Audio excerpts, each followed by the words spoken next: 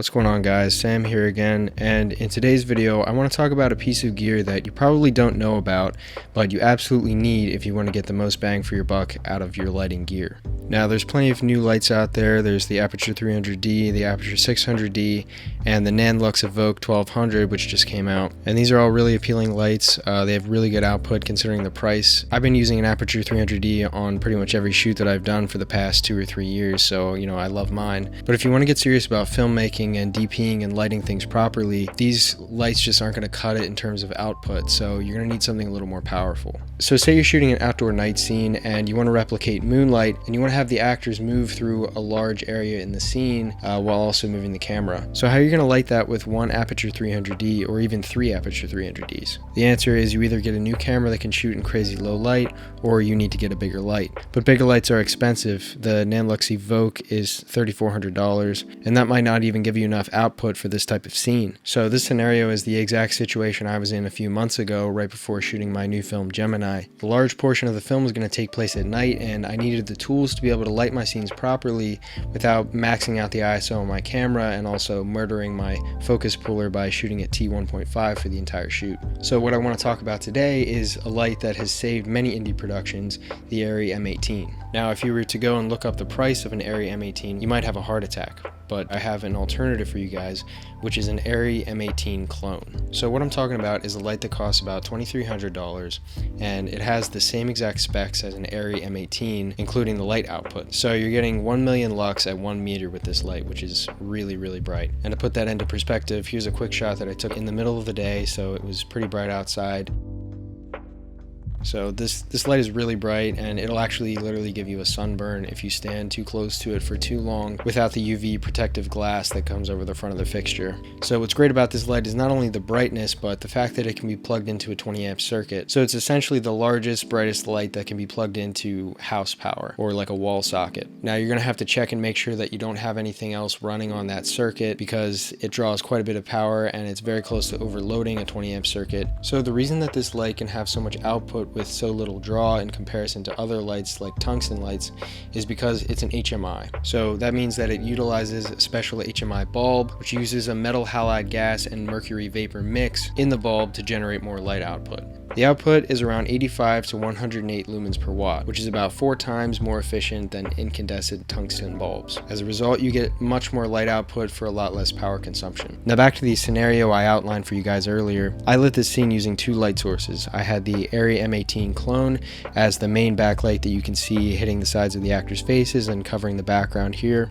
And then I had an Aperture 300D in front of the actors with a light dome on it, and you can see that creeping onto their faces right here. I pumped extremely thick fog into this scene, so that cut down a lot of the light output as well as softened the Arri M18 Clone, and that was about it. So I lit this scene in the span of about 20 minutes, and I was able to move the camera and actors through a space that was about 50 feet long and 30 feet wide, so I had a lot of flexibility in this scene. So it saved me a ton of time, and I was able to get great shots with only 2 light sources. So I use this light on every shot that I did at night for this film, but that's not where its usefulness ends. If you pump this light through a window during a daytime shoot, it can act as the sun, recreating the sunrise or the sunset, add a more directional source to an overcast day, add greater contrast ratio during daytime shooting, or you could bounce the light off of a bounce board or reflector and light a large area with a really nice, large, soft source. For some of the night scenes in Gemini, I bounced the M18 off of a 4x4 reflector, which created a solid, slightly softer source than if I had just pumped the raw light into the scene.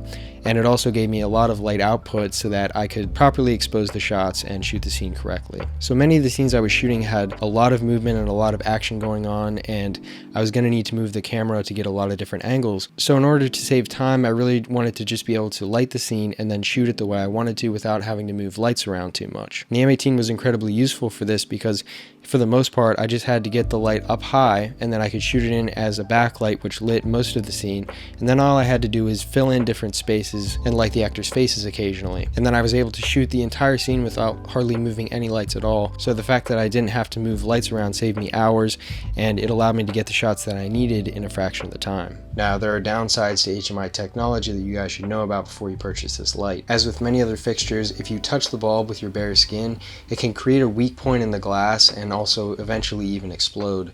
So you really need to be careful when handling the bulbs. Additionally, as with any big light, it gets really hot, so you're going to need to wear gloves when you're handling this fixture, especially when it's running. And the last main downside to using HMI lighting is that it requires a ballast, which is pretty heavy. I got a combo stand to hold my light, and that has worked really well for me so far. And now, before I go any further, I just want to say a little disclaimer here. These lights come from China, so they're not exactly subject to the same safety standards, and I've occasionally heard of them being faulty. However, the seller's link that I provided in the description has a very good return policy and good customer service, so if you have any issues, it should be able to be resolved pretty easily. But if you do buy one of these fixtures, be sure to test it under controlled circumstances first and take safety precautions to make sure that the lamp is functioning properly before you use it on a shoot. And this is good practice with any large light, especially HMI lights, because they can be finicky.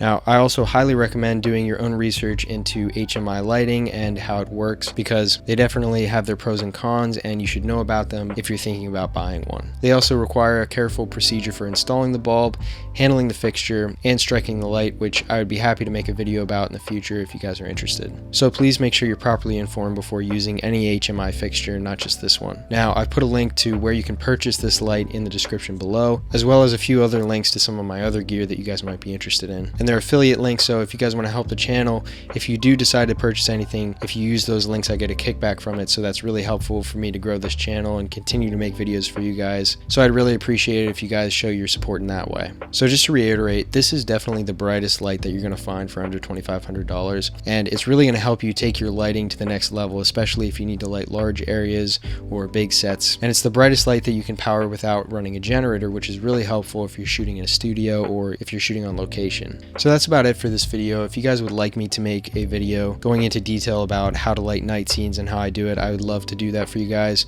So just leave a comment below. I'm working on a lot of new exciting videos, and I would really like you guys to be a part of that. So don't forget to like this video and subscribe to the channel for more content like this. I'd really love to keep making videos for you guys, and your continued support means a lot to me. So thanks for watching, and I'll see you guys in the next video.